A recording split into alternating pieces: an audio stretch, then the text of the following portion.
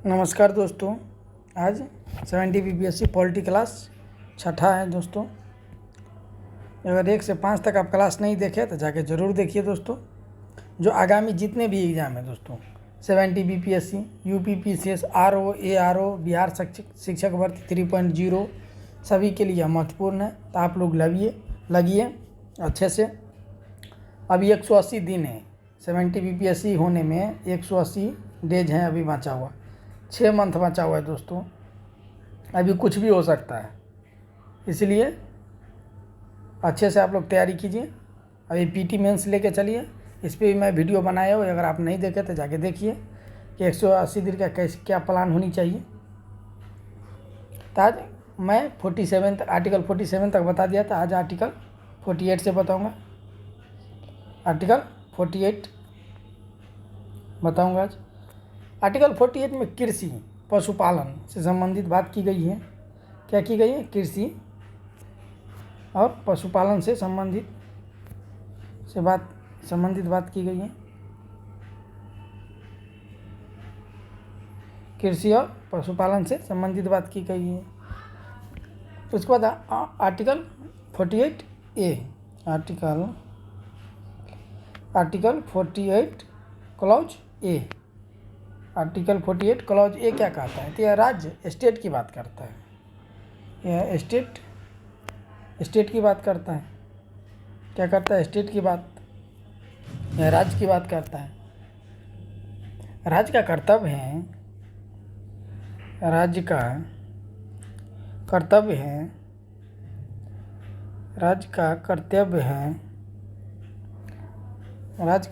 कर्तव्य है कि वन जीव और पर्यावरण का संरक्षण करें। राज्य का कर्तव्य है कि वन जीव और पर्यावरण का संरक्षण करें। पर्यावरण का संरक्षण करें। पर्यावरण का क्या करें? संरक्षण करें। राज्य का कर्तव्य है कि वन जीव और पर्यावरण का संरक्षण करें। तो आर्टिकल 48 क्लॉज ये देख लिया आप। राज्य का कर्तव्य है कि वन जीव और पर्यावरण का वह संरक्षण करें। तो आर्टिकल 48। अब आर्टिकल 49 देख लीजिए क्या कहता है। अब आर्टिकल 49। अब ये इसको याद करते जाइए साथ में, रिवीजन के लिए ये बहुत इम्पोर्टेंट होगा। राष्ट्रीय महत्व की इमारत की रक्षा करना। 49 क्या कहता है? राष्ट्रीय महत्व के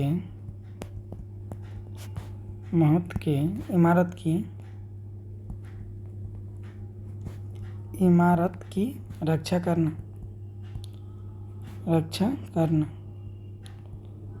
क्या कहता है? 49 कहता है, आर्टिकल 49 कहता है जैसे धरोहर, इमारत, पुरातत्व काल का जो होगा, जैसे कोई चीज़ धरोहर हो, जैसे ताजमहल, इंडिया गेट, एक धरोहर, इमारत, पुरातत्व जो काल का हो, पुरातत्व काल का जो हो। उसके बाद यूनेस्को के धरोहर में जो हो,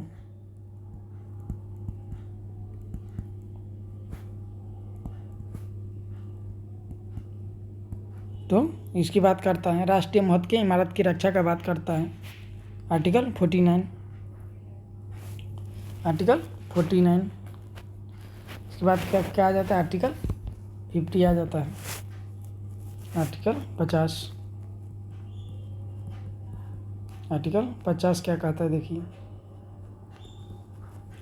आर्टिकल 50 इसमें कहा गया कि कार्यपालिका को न्यायपालिका से अलग किया गया है। इसमें एक्सक्लूसिव को जुडिशियरी से अलग किया गया है। इसमें बात की गई है कि कार्यपालिका को न्यायपालिका से अलग रखा गया है। कार्यपालिका को न्यायपालिका से अलग रखा गया है। कार्यपालिका को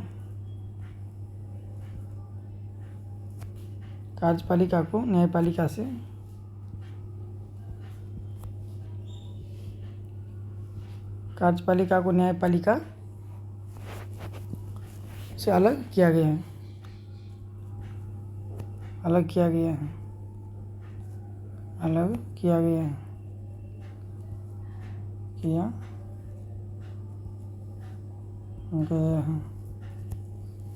कार्यपालिका को न्यायपालिका से अलग किया गया है, आर्टिकल 50। कार्यपालिका को न्यायपालिका से अलग किया गया, समझ गए। आर्टिकल इसके बाद 50। अब आर्टिकल 51। अब आर्टिकल 51, आर्टिकल 51 क्या कहता है देख लीजिए। आर्टिकल 51 विवाद है, इंटरनेशनल विवाद को शांति से सुलझाना। इंटरनेशनली विवाद को, इंटरनेशनली विवाद को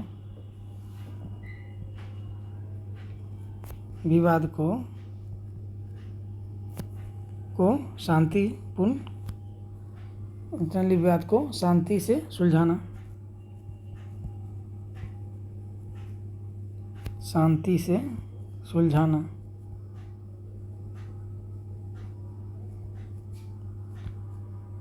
इंटरनेशनली विवाद को शांति से सुलझाना आर्टिकल 51 कहता है। जैसे कोई संधि हो गया, एग्जाम्पल में मान लीजिए कोई संधि हो गई, कोई संधि जैसे ट्रीटी, जैसे विदेशी को रेस्पेक्ट देना, जैसे विदेशी को, लोगों को रिस्पेक्ट देना, रिस्पेक्ट देना, ये आ गया। दोस्तों एक और आप देख लीजिए कि आर्टिकल 51 के तहत ही, आर्टिकल 51 के तहत ही भारत यूएनओ का सदस्य बना। क्या बना? सदस्य बना। इस आर्टिकल 51 के तहत भारत यूएनओ का सदस्य बना, याद रखिएगा, कभी कभी पूछ दिया जाता है। अब आर्टिकल 51, इसके बाद article 51 clause A, article 51 clause A क्या कहता है? तो इसमें कि आर्टिकल क्लॉज में नागरिक का कर्तव्य है कि वन जीव और पर्यावरण का संरक्षण करे। इसमें नागरिक का कर्तव्य है,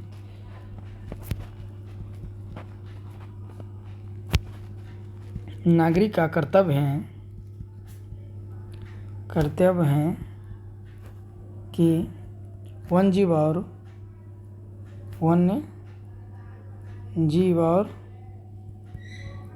पर्यावरण का संरक्षण करें। वन जीव और पर्यावरण का संरक्षण करें, वन जीव और पर्यावरण का संरक्षण करें।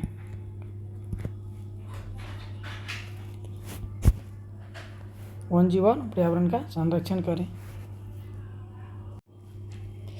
तो कुछ ऐसे आर्टिकल है जो केवल भारतीय नागरिक को प्राप्त है, वो भी देख लीजिए। केवल भारतीय,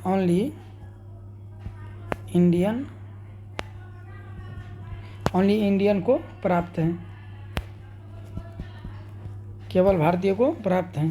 कौन कौन से आर्टिकल है जो केवल भारतीय को प्राप्त है, याद रखिएगा, पूछ दिया जाता है कभी कभी। तो दोस्तों याद रखिएगा आर्टिकल 15, 16, 19, 29 और 30, यह केवल ओनली इंडियन को प्राप्त है। दोस्तों ये आर्टिकल, ये जो आर्टिकल हैं 15, 16, 19, 29, 30, ये केवल इंडियन लोगों को ही प्राप्त है, यह विदेशी को प्राप्त नहीं है। यह विदेशी को प्राप्त नहीं है, ये विदेशी लोगों को प्राप्त नहीं है। तो आप समझ गए, ओनली इंडियन को प्राप्त है 15, 16, 19, 29, 30 आर्टिकल, यह विदेशी को प्राप्त नहीं है। समझ गए आप लोग, यह विदेशी लोगों को प्राप्त नहीं है। इसके बाद आप आ जाइए आर्टिकल 51 तक हो गया था। और कुछ आर्टिकल ये भी आप देख लीजिए, कुछ ऐसे आर्टिकल हैं जैसे Samajwadi,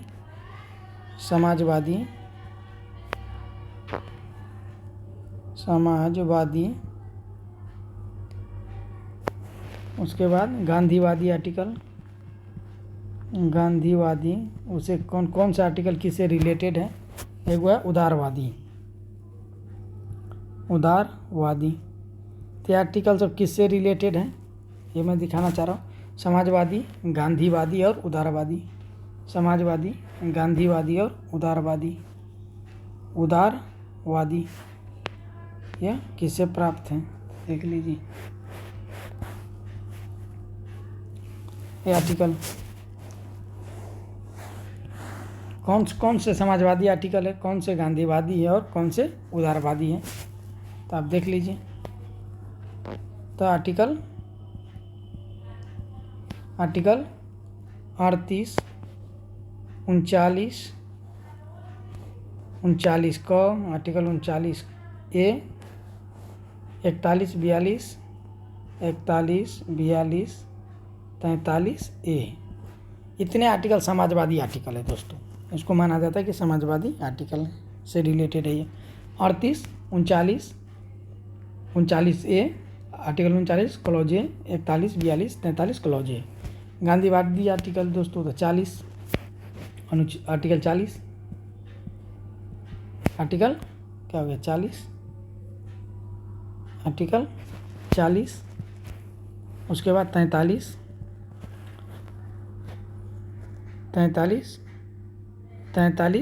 clause, sub clause, clause B, sub clause नहीं, क्लॉज बी। आर्टिकल 46 दोस्तों, आर्टिकल 47 और आर्टिकल 48 ये गांधीवादी आर्टिकल आ जाता है। कौन? आर्टिकल 40 ग्राम पंचायत हो जाता है दोस्तों। आर्टिकल 43 निर्वाह मजदूरी वगैरह हो जाता है।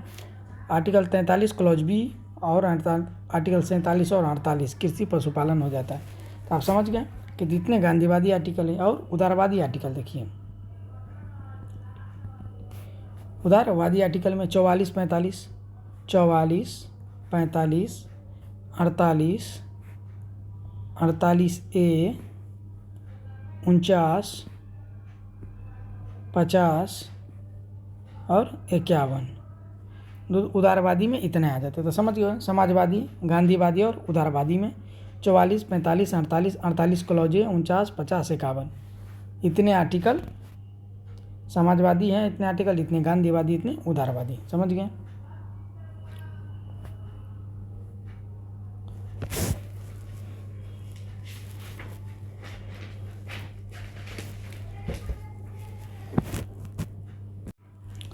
आर्टिकल 51 तक हो गया था दोस्तों। अब भाग 5 में आर्टिकल 52 से 151 तक होगा। अब क्या होगा? भाग 5, इसमें कहाँ से कहा जाएगा भाग 5 में? तो आर्टिकल 52 से लेकर के 151 तक आ जाएगा। समझ गए। भाग 5 में क्या? आर्टिकल 52 से लेकर 151 तक आ जाएगा। ये किस चीज़ की बात करें? यूनियन की बात करता है। यूनियन मतलब संघ, यूनियन मतलब संघ, सेंट्रल गवर्नमेंट।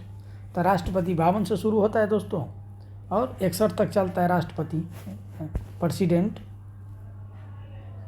राष्ट्रपति। तो राष्ट्रपति ही हैं 52 से लेके।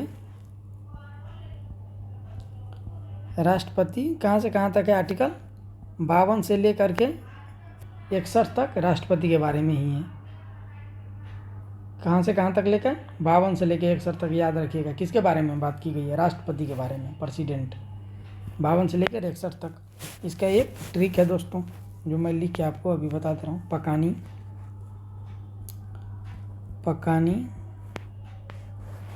कोका द्वयोदशम, पकानी कोका द्वयोदशम,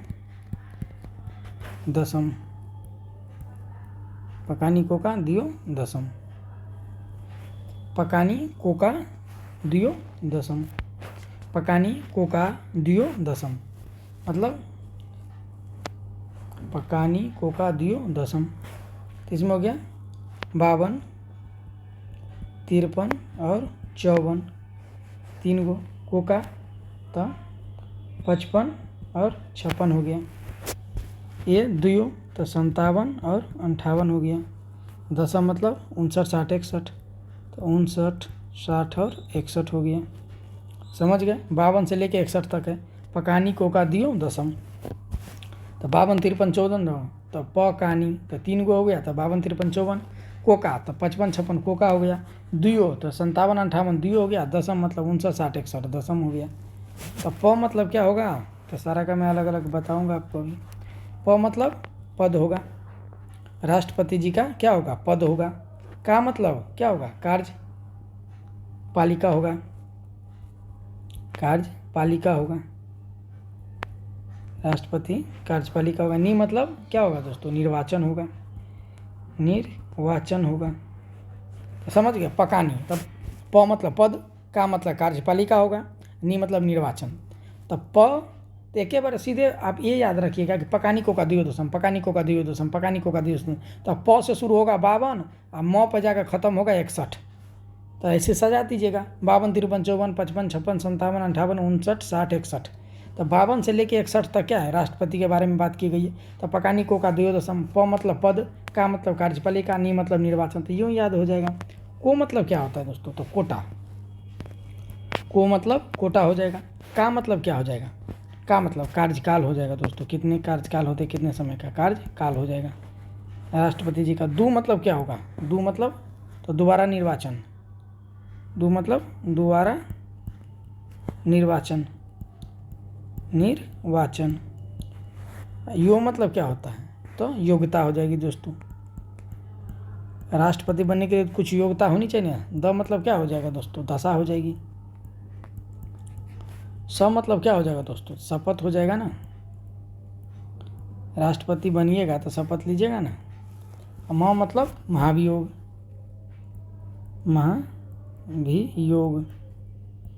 महाभियोग। तो समझ गए आप लोग। प मतलब पद का मतलब कार्यकाल का मतलब कार्यपालिका नी मतलब निर्वाचन को मतलब कोटा का मतलब कार्यकाल दू मतलब दोबारा निर्वाचन यो मतलब योग्यता द मतलब दशा स मतलब शपथ और म मतलब महाभियोग। तो अब आपको अभी भी याद हो गया होगा। 52 से लेके राष्ट्रपति का कहाँ से कहाँ तक है राष्ट्रपति 52 से लेके 61 तक है। पकानी कोका दियो दशम पकानी कोका दियो दशम 52 53 54 55 56 कोका हो गया। 2 57 58 दियो दशम 59 60 61। तो प मतलब पद का मतलब कार्यकाल कार्यपालिका नी मतलब निर्वाचन को मतलब कोटा का मतलब कार्यकाल दू मतलब दोबारा निर्वाचन यो मतलब योग्यता द मतलब दशा स मतलब शपथ और म मतलब महाभियोग। तो आप लोग को याद हो गया होगा। ज़्यादा मेहनत नहीं करना पड़ेगा इसमें। अब आर्टिकल कितने हैं 51 तक 52 से लेके 51 तक हो गया आपको। 52 से लेके 61 तक हो गया। सॉरी दोस्तों 61 तक हो। इसके बाद दोस्तों आ जाएगा कि राष्ट्रपति तो पढ़ लिया आप लोग 52 से लेके 61 तक। अब आ जाएगा कि राष्ट्रपति के चुनाव जो होगा दोस्तों उसमें कौन कौन भाग लेगा। तो राष्ट्रपति के चुनाव में कौन कौन भाग लेगा। चुनाव में कौन कौन भाग लेगा कौन कौन भाग लेगा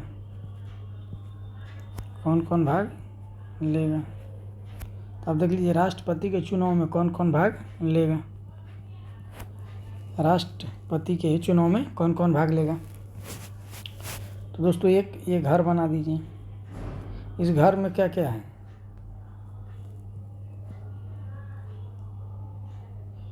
एक घर बना दीजिए। घर में कौन कौन है दोस्तों। इधर है लोकसभा इधर है राज्यसभा। लोकसभा लिख ही देता हूँ। लोकसभा और राज्यसभा दोस्तों। राज्यसभा अपर हाउस होता है लोकसभा लोअर हाउस होता है। याद रखिएगा। ये मत सोचिए कि लोकसभा है तो अपर हाउस होगा ऐसा नहीं है। राज्यसभा ही अपर हाउस होता है लोकसभा लोअर हाउस होता है। तो समझ गए लोकसभा राज्यसभा। और एक और बना दे रहा हूँ इसको भी आप देख लीजिए। तो ये विधानसभा ये क्या हो गया, विधानसभा। और विधानसभा के साथ क्या होगा, विधान परिषद। विधान परिषद, परिषद। तो आप बताइए कौन कौन भाग लेगा दोस्तों राष्ट्रपति के चुनाव में, कौन भाग लेगा। तो दोस्तों लोकसभा भाग लेगा, राज्यसभा भाग लेगा और विधानसभा भाग लेगा, लेकिन विधान परिषद भाग नहीं लेगा। याद रखिएगा, कौन भाग लेगा, लोकसभा भाग लेगा, राज्यसभा भाग लेगा और विधानसभा भाग लेगा, लेकिन विधान परिषद कतई भाग नहीं लेगा। तो भाग कौन लेगा, 3 ही भाग लेगा दोस्तों इसमें, 1, 2 और 3, मतलब 3 ही भाग लेगा, तीनों भाग लेगा। ये तीनों भाग लेगा, ये तीनों भाग लेगा। कौन कौन है तीनों, लोकसभा, राज्यसभा और विधानसभा। विधान परिषद क्यों नहीं भाग लेगा दोस्तों, विधान परिषद इसलिए भाग नहीं लेगा कि भारत में हर राज्य में विधान परिषद नहीं है दोस्तों। जब बन जाएगी तो इसकी अलग एक वो होगी, लेकिन अभी हर राज्य में विधान परिषद नहीं है, इसके लेके विधान परिषद भाग नहीं लेगा। तो कौन भाग लेगा, तो लोकसभा, राज्यसभा और विधानसभा, विधान परिषद भाग नहीं लेगा। समझ गया आप। राष्ट्रपति के चुनाव के में लोकसभा, राज्यसभा, विधानसभा ही केवल भाग ले सकते हैं। विधान परिषद इसलिए भाग नहीं लेता है, केवल 7 राज्यों में विधान परिषद है। जब पूरे राज्य में विधान परिषद लागू होगा तो उनको शामिल किया जाएगा, जब पूरे राज्य में शामिल होगा तो उसको शामिल किया जाएगा। तब समझ गए।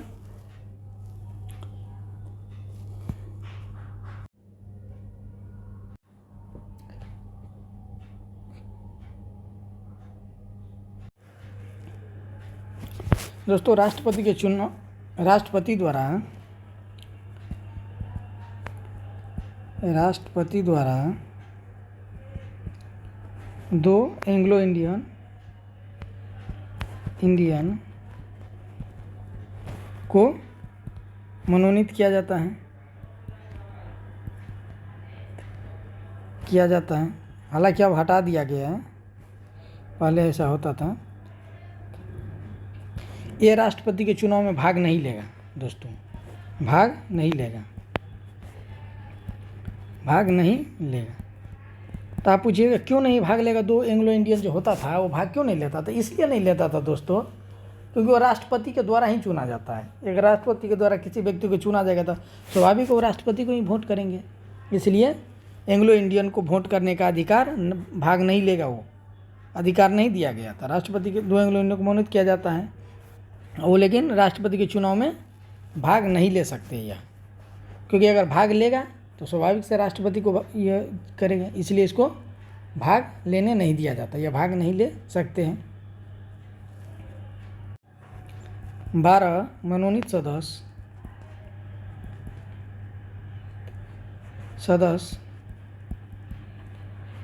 सदस्य भी राष्ट्रपति के चुनाव में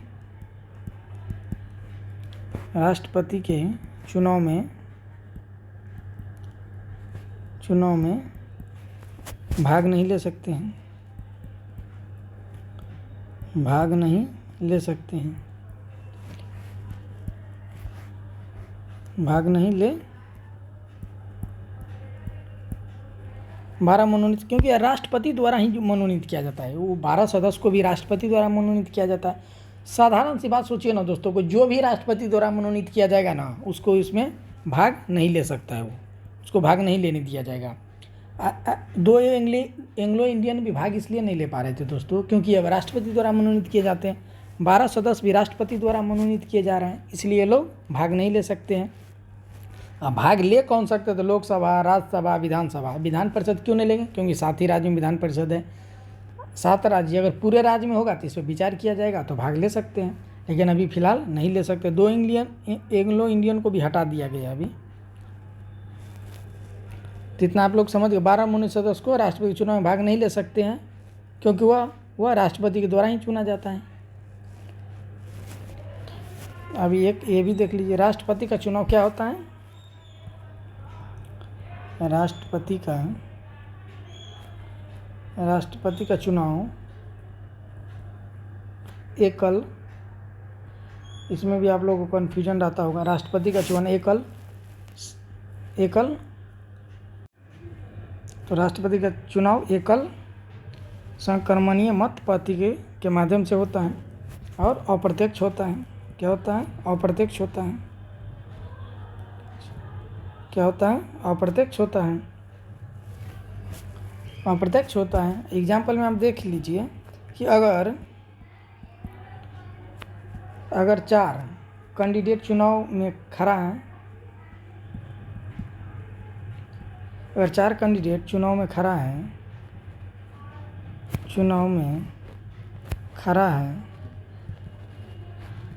अगर 4 कैंडिडेट चुनाव में खड़ा हैं तो जो वोटर होगा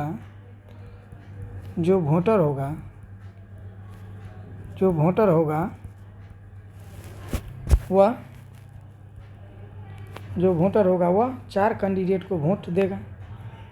जो वोटर होगा वह 4 कैंडिडेट को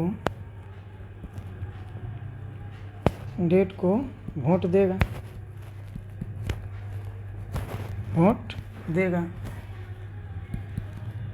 4 कैंडिडेट को वोट देगा, जिसका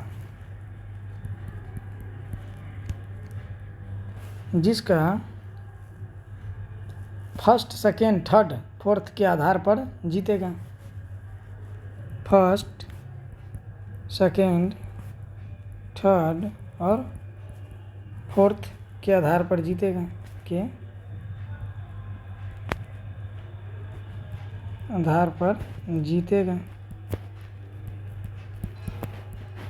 जो फर्स्ट आएगा, सेकेंड आएगा, थर्ड आएगा और फोर्थ आएगा, उसके आधार पर मतलब जीतेगा। लोकसभा में 543 सीट है, राज्यसभा में 245 सीट है। लोकसभा में कितना है? 543 सीट है। राज्यसभा में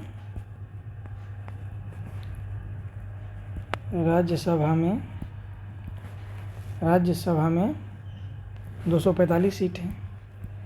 245 सीट है। लोकसभा में कितना सीट है? 243 सीट है और राज्यसभा में 245 सीट है। तो ABCD करके जो फर्स्ट आएगा वो जीतेगा। दोस्तों जैसे आप देख लीजिए कुछ ये, जैसे दिल्ली, पुदुचेरी, दो होगा, पुदुचेरी और जम्मू एंड कश्मीर। दोस्तों जितने भी केंद्र शासित प्रदेश है ना, जितने भी ये तीनों केंद्र शासित प्रदेश है, तो भारत के अंदर जितने भी केंद्र शासित प्रदेश है उसमें अगर विधानसभा है तो वह राष्ट्रपति के चुनाव में भाग लेगा। ये याद रखिएगा, फैक्ट बहुत इंपॉर्टेंट है। क्या याद रखना है आपको? जितने भी भारत के अंदर केंद्र शासित प्रदेश है, अगर उस केंद्र शासित प्रदेश में जिस केंद्र शासित प्रदेश में अगर विधानसभा होगा, जैसे दिल्ली में विधानसभा है, पुदुचेरी में है और जम्मू कश्मीर में है, ये तीनों राज्य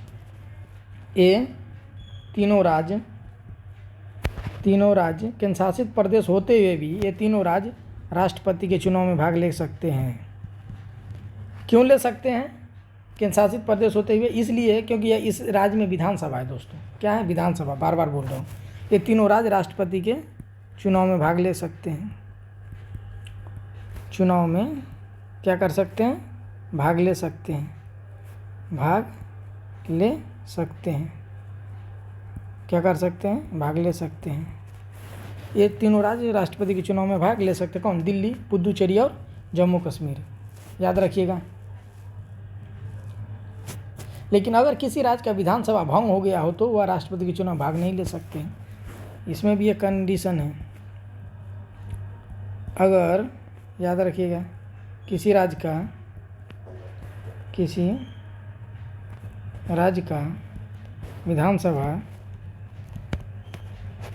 विधानसभा भंग हो गया हो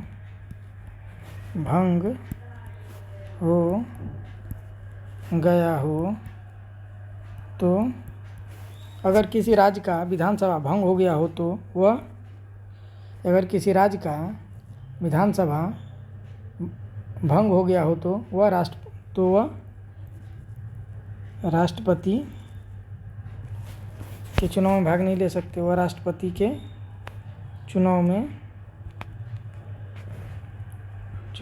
भाग नहीं ले सकते हैं, नहीं ले सकते हैं।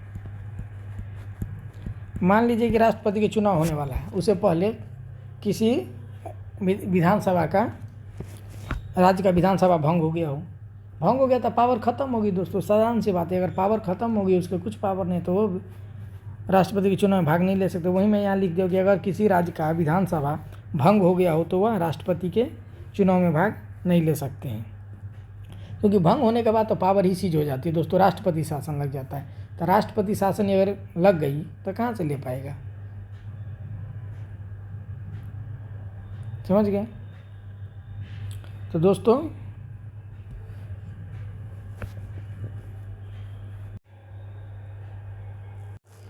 दोस्तों आज के लिए इतना ही, वीडियो लंबा हो जाएगा। तो कल मैं आपको पढ़ाऊंगी कि राष्ट्रपति को हटाने में कौन कौन भाग ले सकते हैं, अभी राष्ट्रपति को चुनाव में कौन कौन भाग ले सकते हैं मैंने ये बताया आपको। तो कल मैं बताऊंगा इसे अगले में, वीडियो क्लास 7 में, कि राष्ट्रपति को हटाने में कौन कौन भाग ले सकते हैं।